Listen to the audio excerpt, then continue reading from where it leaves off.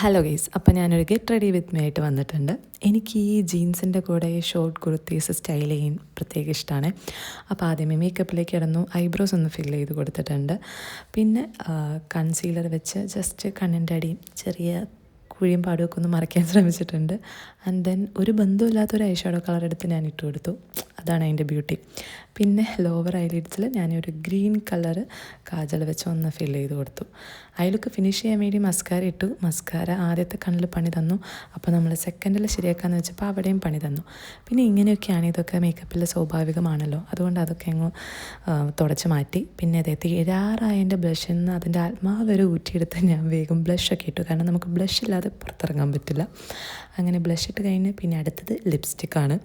അപ്പോൾ ലിപ്പ് ഭയങ്കര ഡ്രൈ ആയതുകൊണ്ട് ഞാനൊന്ന് ലിപ് ബാം വെച്ച് ആദ്യം അതിനൊന്ന് മോയ്സ്ചറൈസ് ചെയ്തതിന് ശേഷം ഈ ഒരു ഓറഞ്ച് കളർ ഇട്ടു. പക്ഷെ അതെനിക്ക് അത്ര ഇഷ്ടപ്പെട്ടില്ല. അപ്പോൾ അതിൻ്റെ മുകളിൽ കൂടെ ഞാൻ ഈ ഒരു ബ്രൗൺ കളറും കൂടിയും കൊടുത്തു. അപ്പോൾ വന്ന ആ ഒരു ഷെയ്ഡ് എനിക്ക് അത്യാവശ്യം ഇഷ്ടപ്പെട്ടു കേട്ടോ.